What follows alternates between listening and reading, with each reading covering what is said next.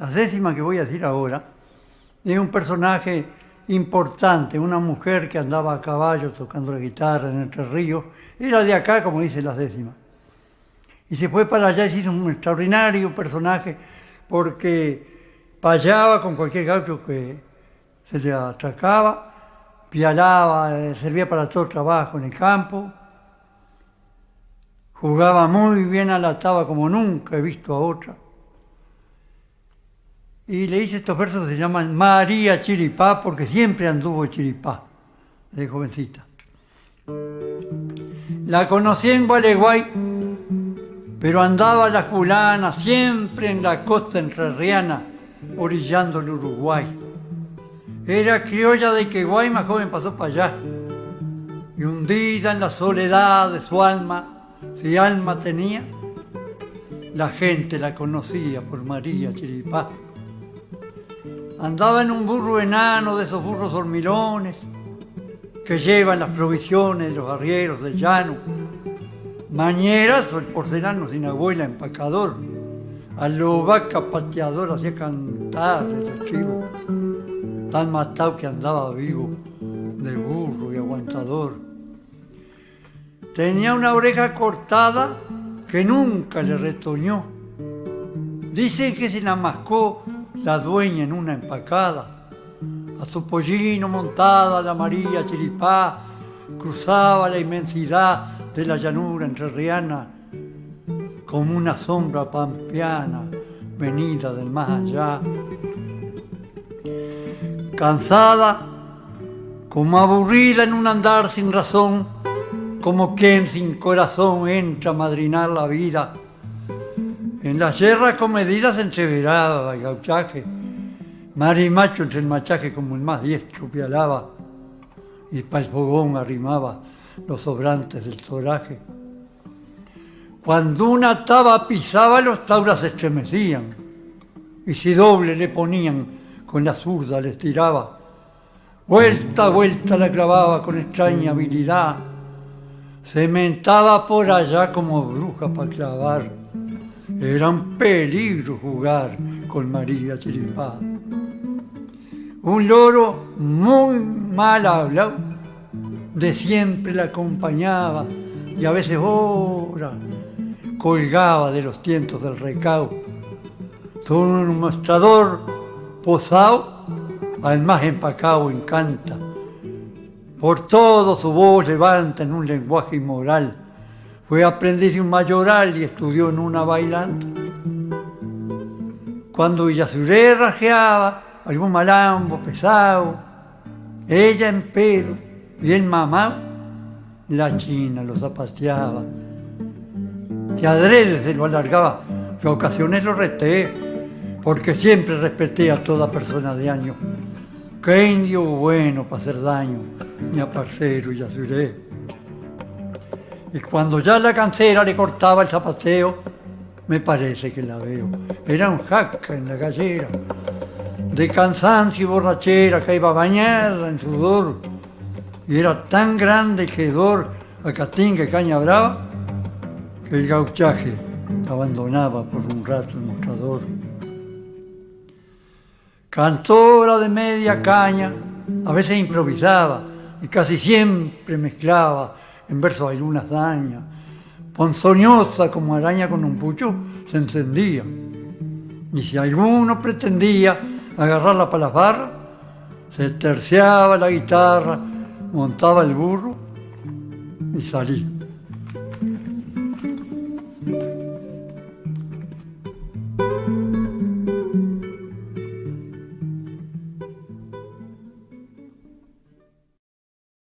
Es un placer darle la bienvenida a Carlos Santo Cuevas en esta nueva columna Sin Nombre. Carlos, ¿cómo estás? Bienvenido al programa nuevamente.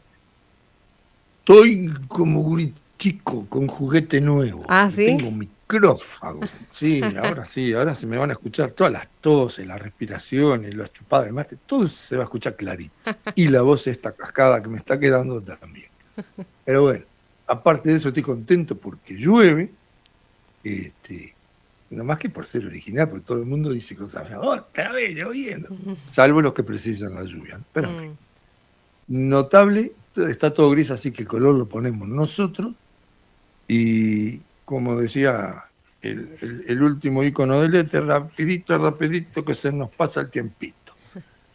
Y el jueves pasado tuvimos un capítulo muy variado, suelen ser variados, pero este fue muy variado, en temas, lo que tratamos, en perfil sensible, en apoyos musicales, o sea, hubo mucho y muy variado. Uh-huh.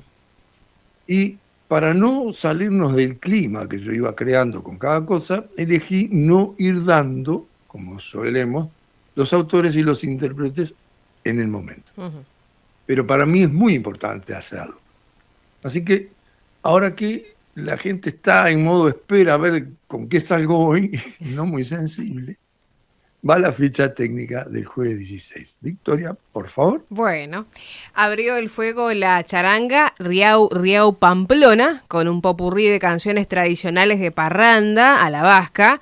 Luego Al Jardín de la República, letra y música de Virgilio Carmona, por Mercedes Sosa, en vivo en su Tucumán natal.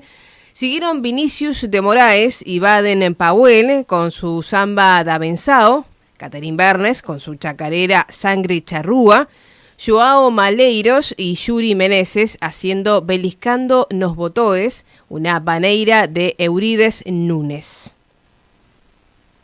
Como yo sabía que iba a hablar Enrique Fagundes y que iba a hablar de su querido Gogó, o sea, el abuelo, me pareció oportuno pedirle a don Atahualpa Yupanqui que nos regalara el tema Canciones del Abuelo.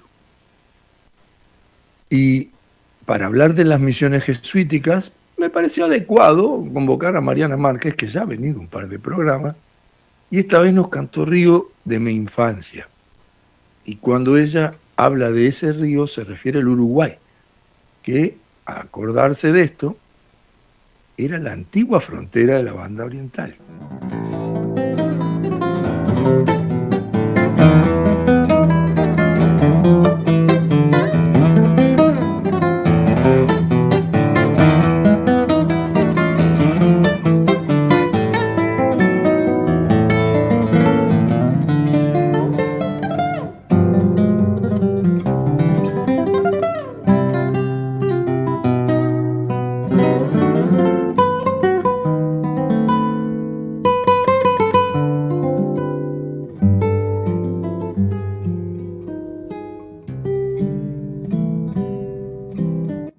El último tema fue Adiós Nonino, que estamos escuchando, que es un tema que dedicó Astor Piazzolla a la memoria de su padre y merece la historia.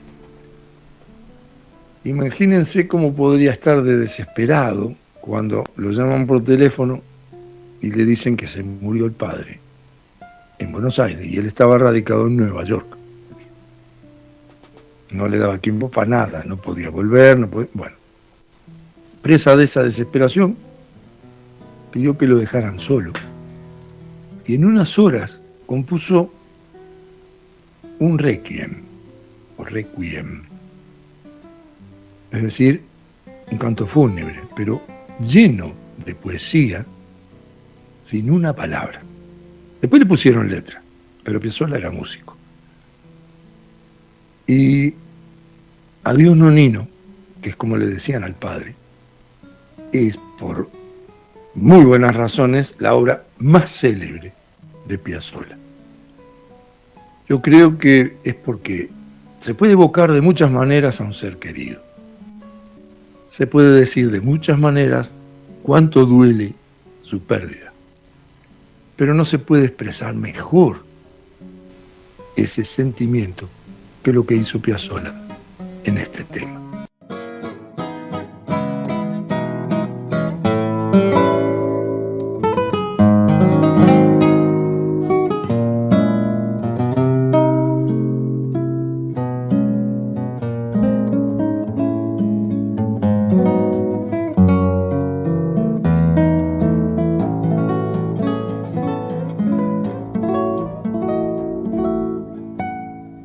Muy bien. Va siendo hora de empezar con el capítulo de hoy, ¿no? Uh-huh. Ni el nombre dimos todavía. Contale a la gente, Víctor. Dale. El capítulo de hoy se llama Aimé, Gato y Mancha, los 3 nombres de una hazaña. Rarito el nombre, ¿no? Sí, muchas gracias. Dale. En efectamente, se llama así. Ajá. Y explico. Según se afirma en el Archivo General de la Nación Argentina, y cuidado con mencionarlos en estos días, la historia de Gato y Mancha, y cito, es un relato épico que une a 2 caballos criollos y su jinete en una de las proezas hípicas más memorables de todos los tiempos. Tenemos algo más de información, ¿no? Sí. Nacido en 1895 en Zofingen, un pequeño poblado suizo a 70 kilómetros de Zúrich, el destino tenía grandes planes para Aimé Félix Schiffelli. Formado como docente, ejerció la profesión en el Reino Unido, donde su espíritu inquieto y aventurero lo llevó a explorar posibilidades desconocidas tan lejos como se podía.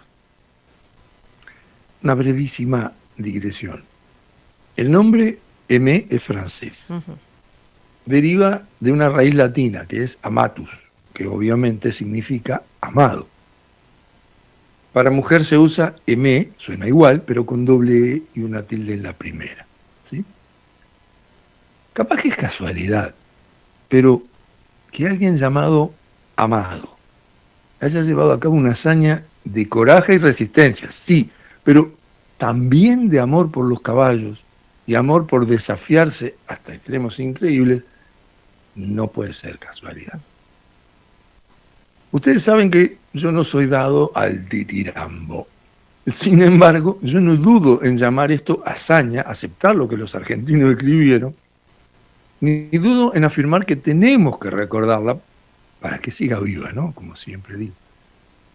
Y con ella sigan vivos los nombres de los 3 protagonistas y sobre todo su ejemplo. Una décima de 10 años sobre recao, que se llama la carrera. Hay muchas carreras en 10 años sobre recao, pero esta es especial porque lleva su título así.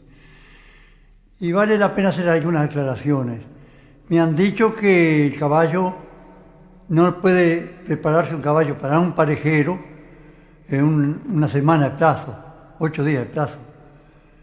No es así, porque por eso se llaman tapados. El caballo no va tapado porque lleve manta, porque no se puede llevar con manta, porque dice, mira que él es parejero, no le vayan a correr que viene la tropa aquella. No, tapado es porque es parejero, cuidadito, como se puede cuidar de campo, como se llama, pero a un hombre conocedor no le van a hacer creer eso. Por eso el brasilero se dio cuenta, al desafiarlo al moro, que ese caballo venía cuidado. Otra cosa que me han dicho es gente que no es conocedora, si no, no preguntan. Que cómo van a hacer fogón en una estancia, aparte los troperos, sí. Cerca de la pila de leña, la carne le llevaban de allí todo, galletas, lo que fuese, pero se hacía aparte los troperos. Cerca de la pila de leña, bajo árboles, en fin. Sí, llovía y galpón, pero si no, a la intemperie siempre. Con enormes heladas viendo galpones, los troperos dormían a la intemperie. Así que eso vamos a dejarlo como está. A la estancia La Ilusión, alzar un ganado llegamos, y no bien desencillamos, encendimos el fogón. Al rato cayó el patrón y en el suelo se sentó. Con nosotros amarió, era un hombre campechano, muy carrerista el vallano, según después resultó. Dijo que era el estanciero carrerista de afición, y entró en la conversación más de un caballo ligero, y nos mostró un parejero con trompeta y el mantao. Era un pingo colorado de todas partes bonito, largo de abajo y finito que parecía un venado. Le admiramos con razón a aquel precioso animal que valía un dineral y lo entraron para un galpón.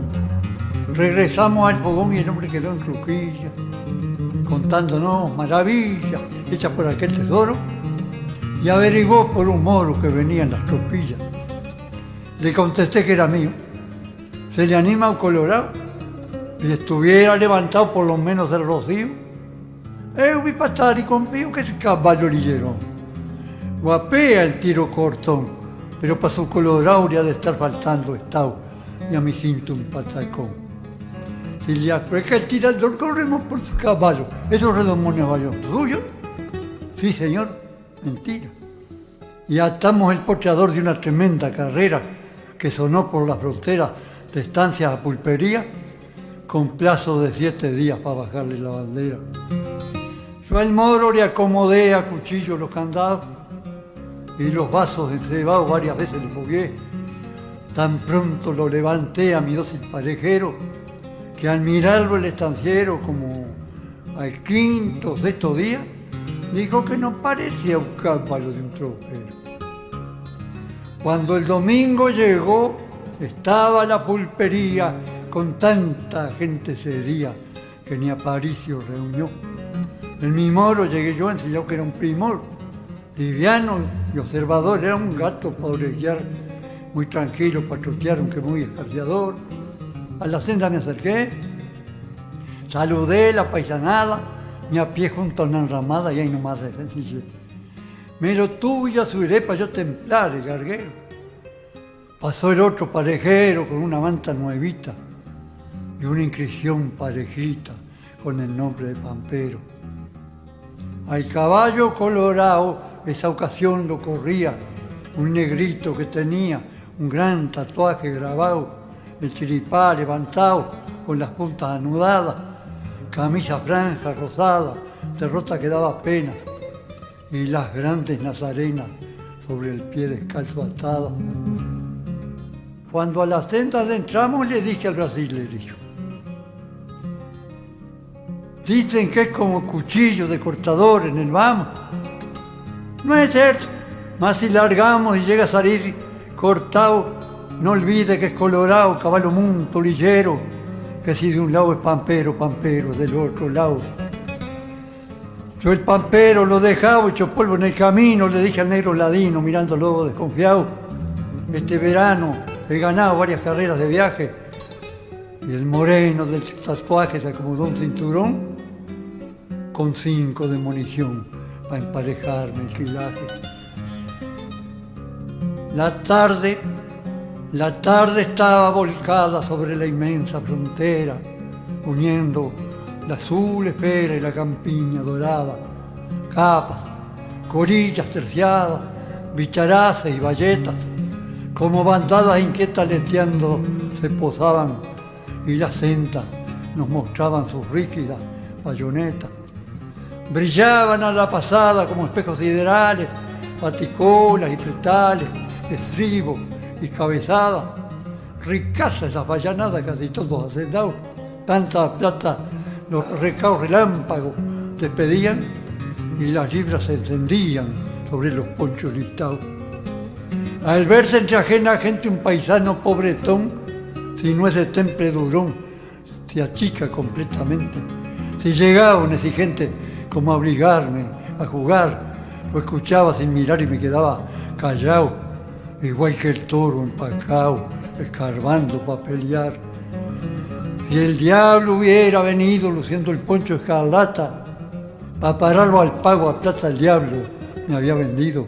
Jugador de talla he sido y no pierdo la cabeza, y aunque con dura entereza soporté mucha topada, nunca sentí tan pesada sobre el alma la pobreza.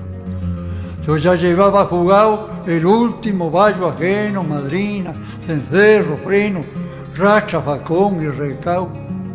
Hay que ganarle cortado, le hablaba el moro a ese grullo. Jugué lo mío y lo suyo, y ande nos bajen la mano, no se me haga el lerdo, hermano, que he jugado libras de orgullo. El negro lo atropellaba, lo paraba, se volvía al tranco, lo detenía y a los marcos lo apuntaba. Pero cuando lo volcaba como al mandado de un pañuelo, giraba el polvo en el suelo en un círculo cerrado, como el gato que le ha errado un viaje, una mosca del vuelo. Pusieron sentenciador, tercero, abanderado, y a medio tiro apostado un sargento de vedón. El negro, muy tajeador, quiso hacerse el remolón. Sobrándole la intención, le grité medio arrogante: te voy a largar por delante para avergonzar tu patrón. Santo remedio. Largamos y me le pelé de abajo. Tan de provecho fue el tajo que negro se ahogó en el vamos. Y allá cuando nos miramos por sobre la polvadera, iba como si quisiera ensartarme con un ojo. Parecía el negro un abrojo enredado en la clinera. Muy sangrudo, el colorado se me empezó a aproximar. Viera el gauchaje gritar con usura, entusiasmado. Al cuadrín me había llegado y se corrió hasta el fiador, pero el moro aguantador en 100 varas se tiró, en tal forma que gritó, con luz el sentenciador. Yamandú Rodríguez tenía un alazán con el garrón, se llamaba Rejusilo, que ganaba siempre con luz para evitar discusiones. Puede sonar descolgado y puede sonar a puro capricho, pero en realidad es para crear suspenso, que ahora voy a conversar un poquito nomás del gran Wenceslao Varela, poeta, compositor, recitador. Me gusta llamarlo sólido raigón del tronco de nuestro folclore rural. Son de él todos los poemas que traje hoy y que irán hilando los dos temas que vamos a tratar. Gato y Mancha y Schiffelí, y del otro lado el propio Wenceslao. Espero que salga lindo el entrevero. Él es bueno de adentro hasta la puerta, humanitario de la puerta adentro, afuera es otra cosa. Punta y filo, hurañez madurada a sol de invierno. No tiene nada que envidiarle a nadie, es puro como el niño nazareno. Duermen en él con pichonada y todo, cuánto bicho hay que escarba por los cerros. Y no es tan chico que se diga, alcanza a formar una cruz de rasfogueros, para tender el recao, y queda cancha para algún caucho sin pago y para mi perro. Como en espera de los 4 rumbos, la puerta tiene requintado el cuero. Lo rayan las arenas sin querencia y le entran ventiscas y luceros.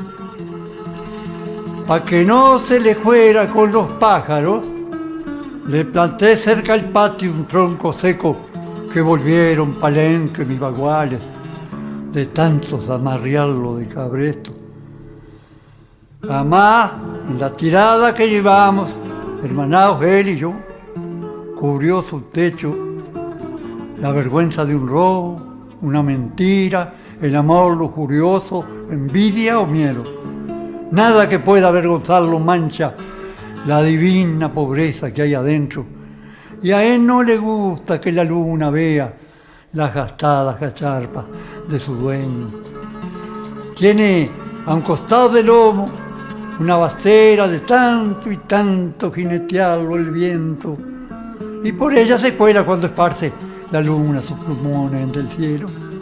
Y no le gusta, se le va ladeando como quien a un mirón le saca el cuerpo, amontona la sombra en los rincones y pa' mancharla se la pasa el rey.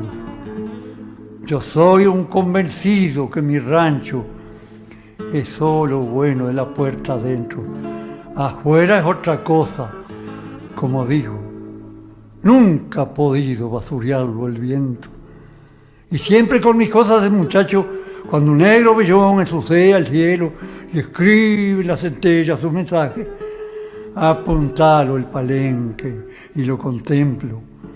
Si lo llena de luz un refusilo, al ver todo chorreado el firmamento del oro redetido en las alturas, lívido espera el sacudón del trueno. Y a donde vea balancearse el monte, sacude las plumitas del alero, se eriza todo, se estremece, tiembla, si le sirven las clines el pampero. Y así feo como es, tiene hasta música. Si achicharra por flor se luce el ceibo en durante la siesta, por la noche a grillo por cerrón canta su alero. Con las tacuaras fabricaron quenas, zumbones, mancangases, barreneros, para que la brisa musiquera cante en las horas de paz sus tristes ecos. y endulza su amargura cimarrona una pera de miel de un esquinero, y en remolino las avispas bravas le cuelgan sus violines al silencio. Alzó con el testuz de la cumbrera la constancia redonda de un hornero, pa' que no se le queme la techumbre si posa la luz mala su desvelo. De tanto caronearme las desgracias, me ahuyentaron del pago. Me fue lejos, a ver si le ponían las distancias una venda de olvido a los recuerdos. Cuando volví, me lo encontré como antes, con menos quincha, pero más agujeros.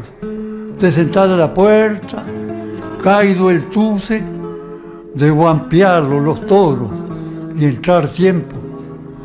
Cuando el camino los acerque, hermanos, lleguen nomás si necesitan techo, que él es huraño de la puerta afuera, pero es un santo de la puerta adentro.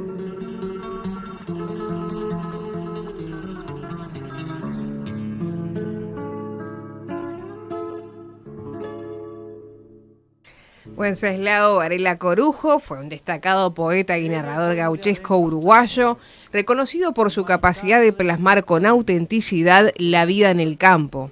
A diferencia de otros escritores del género, Wenceslao no fue un intelectual que adoptó la temática rural, sino un verdadero gaucho poeta que vivió y trabajó en campaña hasta los 23 años. Nació el 25 de mayo de 1908 en una humilde chacrita a orillas del río San José. Criado con pocas cosas y mucha cercanía con la naturaleza, la escuela rural lo cobijó apenas por unos meses. Había que trabajar. Su madre le enseñó a leer y escribir. Esa siembra dio frutos tempranos y a los 11 años el poeta soltó a volar sus primeros versos. Wenceslao trabajó desde niño, fue peón de campo, tropero, domador, esquilador y alambrador. Radicado en San José de Mayo, fue obrero en un molino local durante más de 40 años. En ese periodo estudió, por correspondencia, contabilidad y electricidad, y pagaba los cursos vendiendo lazos de cuero crudo trenzados por él, también pintando carteles. La obra de Wenceslao Varela describe con precisión las costumbres, el lenguaje, los paisajes y las penurias del trabajo rural, evitando siempre la adjetivación pomposa. Prefería ser directo, sincero, profundamente humano. Para eso, perfeccionó una lírica, nacida en la tradición de los payadores, para narrar anécdotas reales y analizar el carácter del hombre de campo. Dominó estructuras complejas como la décima criolla y el soneto. Candiles fue su primer libro de versos gauchescos, escrito a los 22 años. Casi 20 años le llevó consagrar su estilo directo y sin artificios en el segundo, llamado De Cuero Crudo, el libro que incluye el poema Milico Gaucho, dedicado al poeta Serafín José García. Albiés, de 1958, y De Mis Marcas, de 1975, son poemarios en los que evoca, con crudeza y nostalgia, la violencia del entorno rural, las jineteadas y el pastoreo. Noche de Reyes es un bellísimo soneto de su autoría. Relata una serenata criolla que, musicalizada, se transformó en pieza fundamental de su repertorio. Alas de Cardo y 10 años sobre el recao son obras que consolidaron su apodo definitivo de El Gaucho Poeta, diferenciándolo de la literatura gauchesca urbana de la gran mayoría de los consagrados por la academia. Un dato más sobre Wenceslao. Su casa en San José de Mayo, su ranchito, fue restaurada y convertida en espacio cultural, ¿sí? Y ahí funcionan simultáneamente un museo y una biblioteca. En el museo se conservan lazos trenzados, rebenques, maneas, bozales, hechos por el propio Wenceslao en la época de costearse los estudios, ya lo dijiste. También están el poncho, las espuelas, las rastras y los sombreros que utilizó en sus años de tropero y domador. También hay herramientas de esquilador, de alambrador y marca de ganado tradicionales, 3 de las profesiones que ejerció, y que las coleccionó en vida el propio Wenceslao. Una cosa también muy linda que hay es el escritorio, los tinteros. Acuérdense que todo esto se escribía con pluma en las épocas originales. Manuscritos, cartas de puño y letra de Wenceslao, una máquina de escribir que también utilizó, y la biblioteca tiene libros de literatura gauchesca rioplatense. Estos versos que lo hice pura y exclusivamente para Santiago Chalar, porque sabía que era el que más lo iba a agarrar enseguida.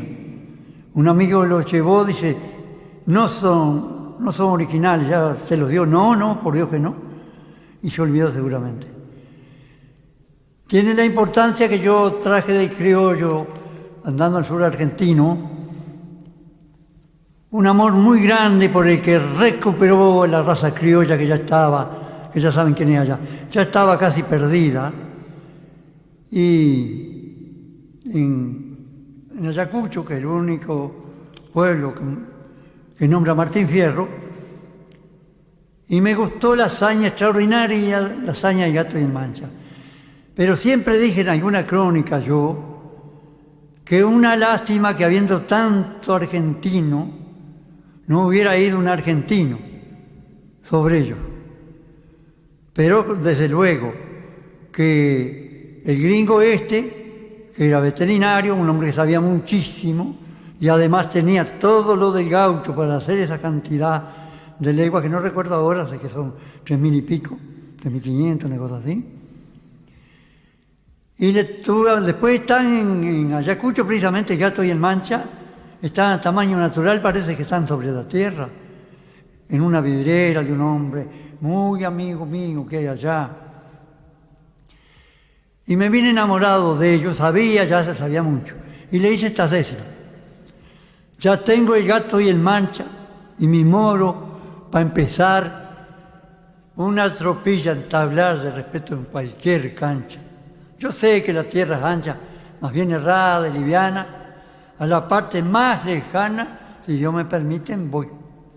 Pingo de ensillarlo hoy, de sencillar mañana. El caballo criollo tiene parecidas condiciones a los que nacen papiones, que a más de un criollo conviene. A cualquier clima se aviene, con poco llena la panza, si hay que ir para adelante avanza, conforme con ser paneado. No piensa si está castrado, y el que no piensa descansa. Usted lo larga un ratito, se pega una revolcada, una hermosa escarranchada, unos bocados y no he visto, le cae el refrán justito, que es criollo como el zapallo, y aunque el sol roce algún rayo en un violín de chicharra, le vuelve a plantar la garra y otra vez tiene caballo.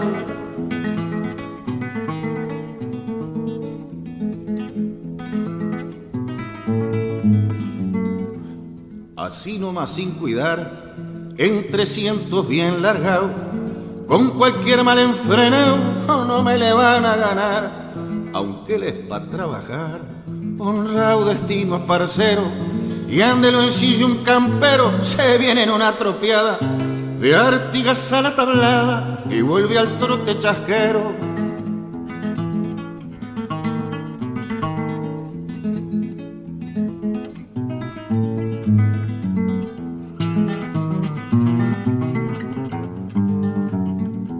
Que no tiene fin, no es cierto, aunque para entregarse es duro, y no llega como el puro, a punto de caerse muerto, pero atraviesa el desierto y en los guadales se entierra, come el pasto hasta la tierra, a donde el pasto es escaso, y al tener de mula el vaso, estriba el monte y la sierra. Y en medio de buena jeta, para apuntárselo dejado, a cualquier toro pesado los de arar con la peineta. A la punta de la paleta viene el encuentro a calzar, que no es igual que pechar en algún pura canilla, que pecha con la rodilla y suelen los tres rodar.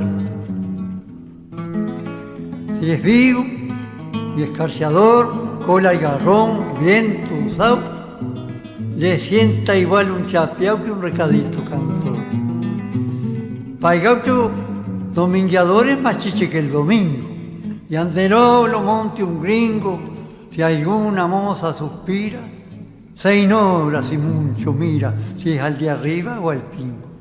Inteligente el gran flete, en un rodeo apartando, o en refugos atajando, se le adelanta el jinete, solo se para, arremete, concentrado en su trabajo, y es ligero como tajo de zurdo, corriendo yegua, bueno, se ve de legua, según de quién vaya abajo.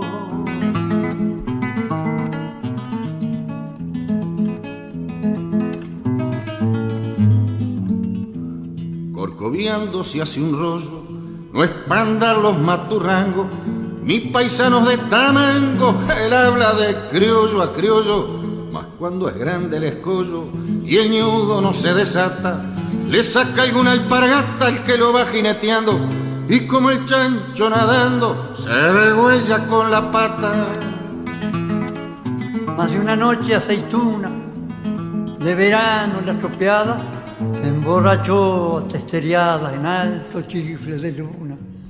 Si una moza por fortuna se disfruzó en una espera, y el llamador de puntera le habló sin tiempo de apearse, se rascó pa' demorarse una oreja en la tranquera.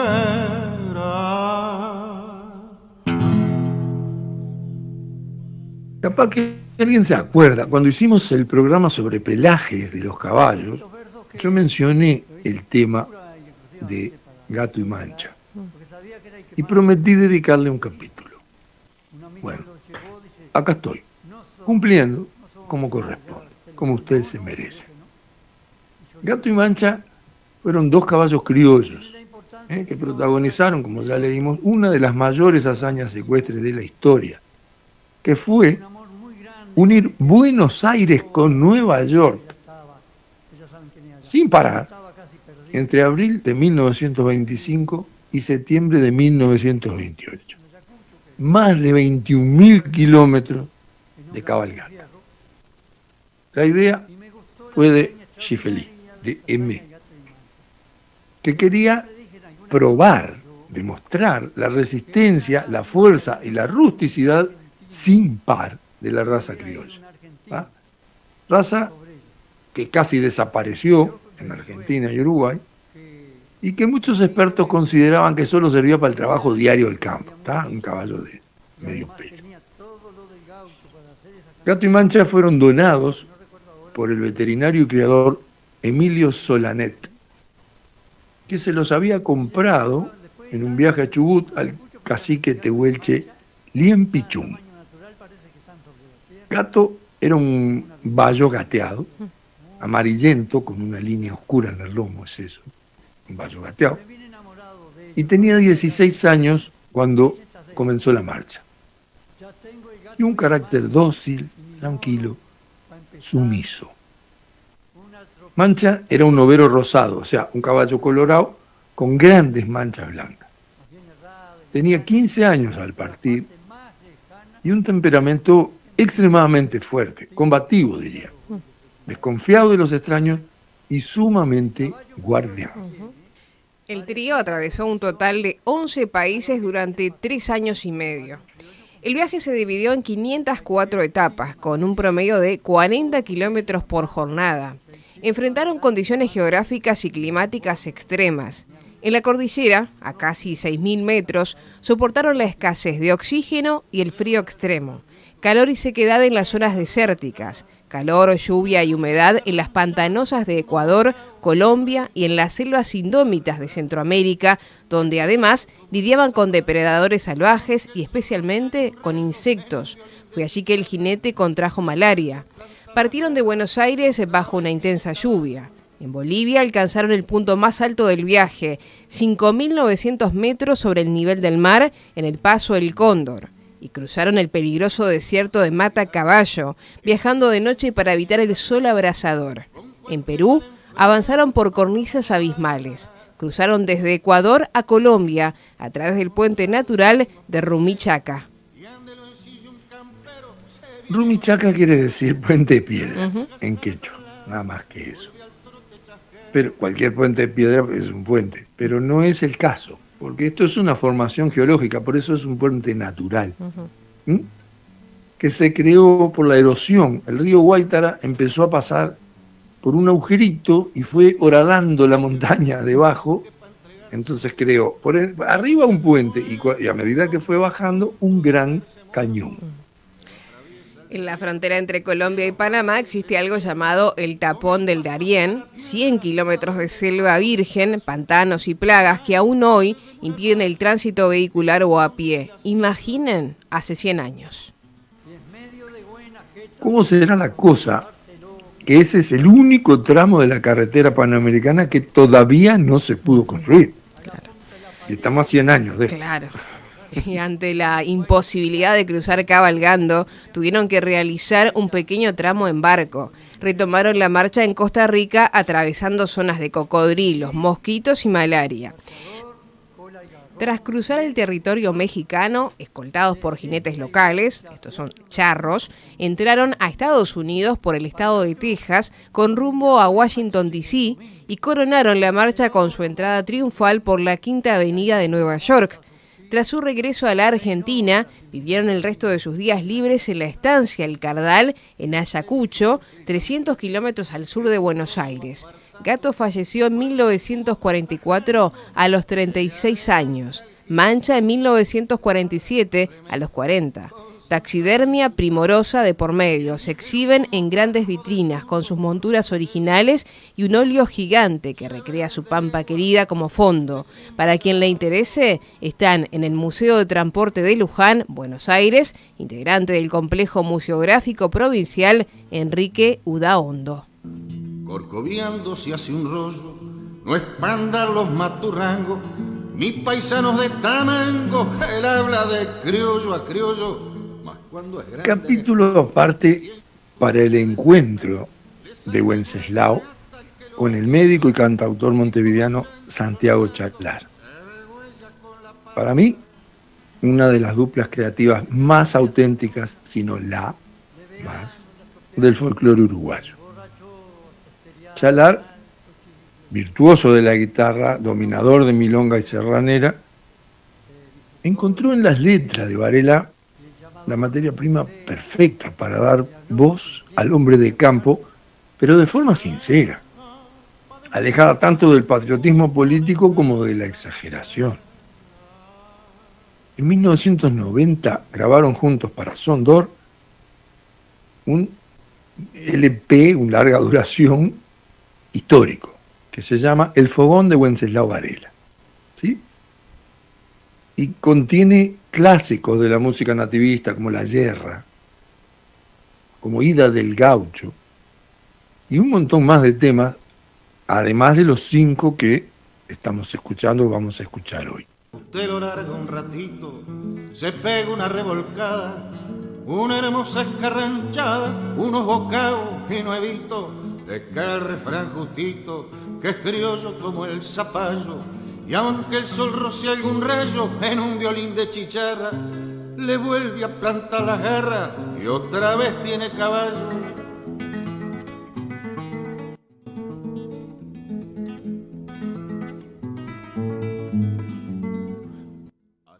Aimé Félix Schiffelí inmortalizó la travesía en varias horas de enorme éxito internacional. En el mundo anglosajón se publicó en 1933 como Schiffelís Raíd. En español se llama Mancha y Gato cuentan sus aventuras. Gracias por el esfuerzo, sí, Victoria. Y en este párrafo que acabas de leer hay algo diferente. Uh-huh. Bueno, yo no me doy cuenta que es. Bueno, es algo muy pequeño, pero sí, es revelador. Por eso lo quiero destacar. Sigo sin darme cuenta. Así. Dale. Bueno. ¿Cómo le puso Aimé al libro? Mancha y Gato cuentan sus aventuras. En efectamente. ¿Cómo se llama el capítulo? Uh-huh. Gato y Mancha. Claro. Y en ese orden lo encontré absolutamente en todos los artículos y videos que hay por ahí. Ahora, ¿Por qué Schiffelí habría de nombrarlos al revés de lo que todo el resto del mundo? Claro, él tenía mucho más derecho, además lo hizo primero. Aunque en la prensa de la época aparecen como Gato y Mancha en perfecto orden alfabético. Entonces, a mí se me antoja que es porque Mancha era su caballo preferido de los dos. Y ya con la imaginación suelta a volar, me atrevo a decir que era por el temperamento del caballo, que ya lo mencionaron, era indómito, estaba atento, no era como el otro, un caballo manso. Y esas características yo creo que él las amó en el caballo, porque las sentía en él. Además, decir, sin decir que siente amor por un caballo, es algo que puede decir Schiffelí, que de gaucho no tenía nada cultural ni genético. Pero el coraje, el amor por los pingos, la fuerza, el temperamento, la resistencia, la fe, que mueve montañas si es preciso, esas no se puede dudar que las tenía. Expresar públicamente un sentimiento no es de gaucho. Ya mencioné el capítulo de los pelajes. En ese yo traje el poema La Tropilla, que es de Carlos Molina, y lo musicalizó e interpreta Chalar en forma maestra. Y cada vez que lo escucho hay una décima que me impacta como si fuera la primera vez. Tuve un zaino y un lobuno, un moro y un colorado, un bayo, un blanco, un tostado, un overo y un cebruno.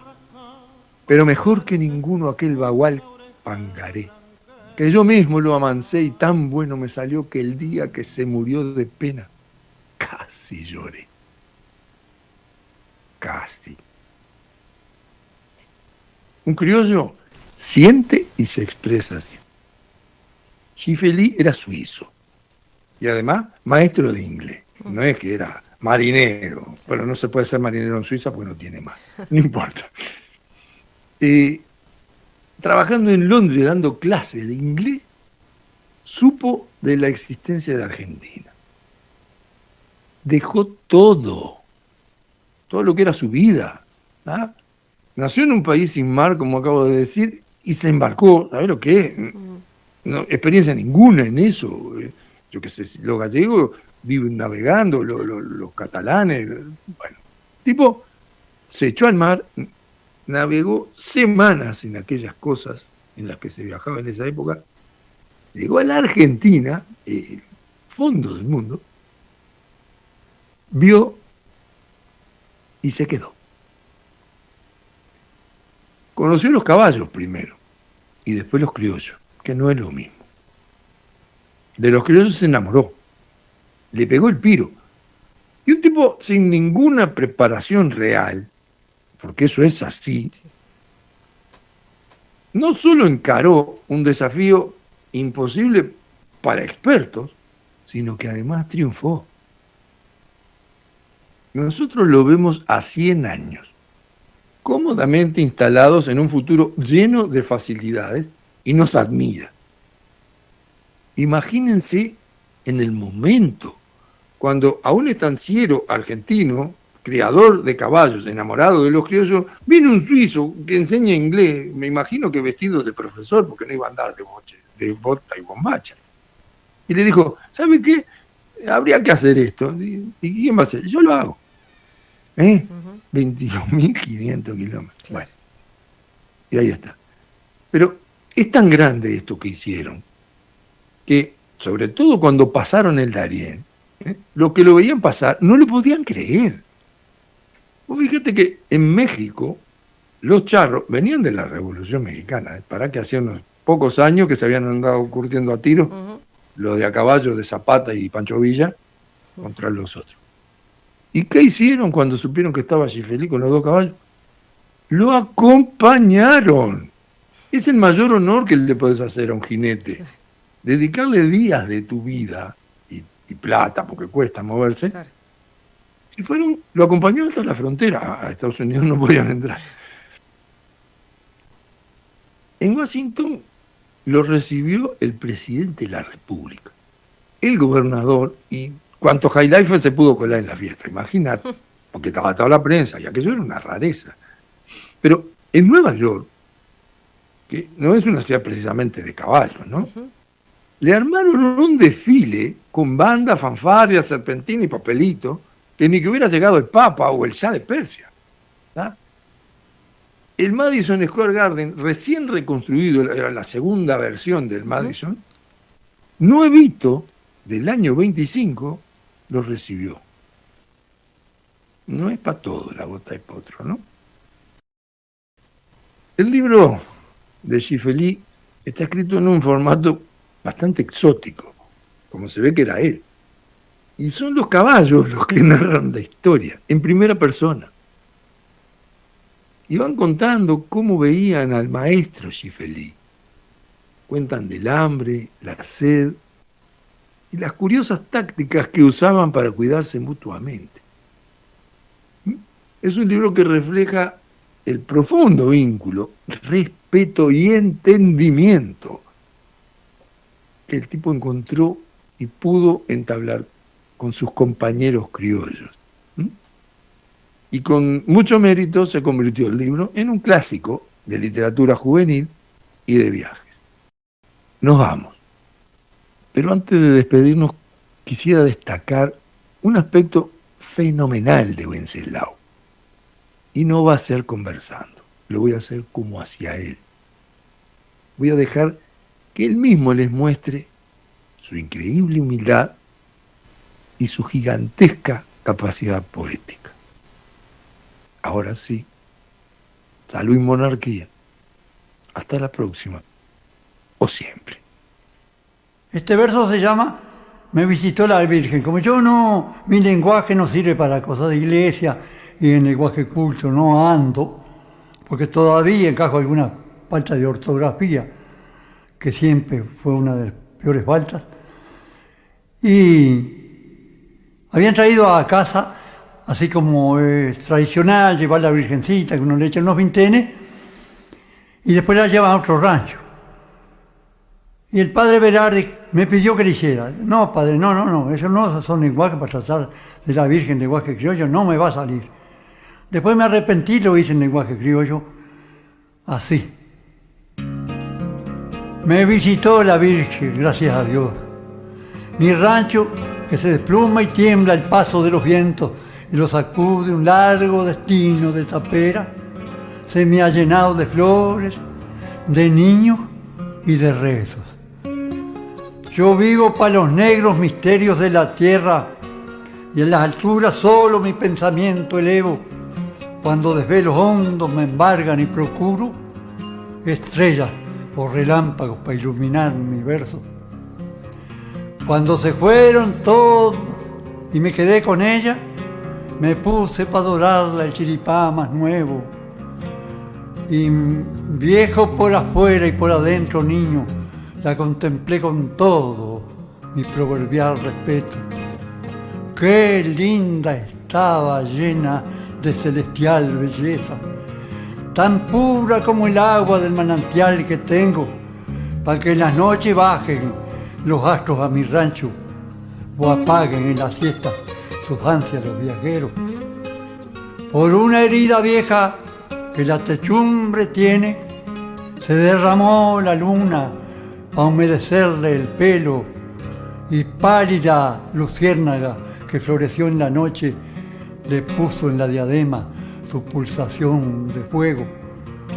Sutil araña como desvelo de crepúsculo, hilando luna y seda, se descolgó del techo y le tejió paciente un manto a su pobreza que sujetó a los altos horcones de silencio.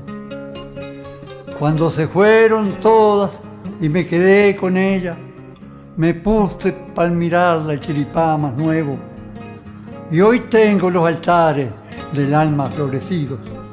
Y sin saber la causa, me siento más contento.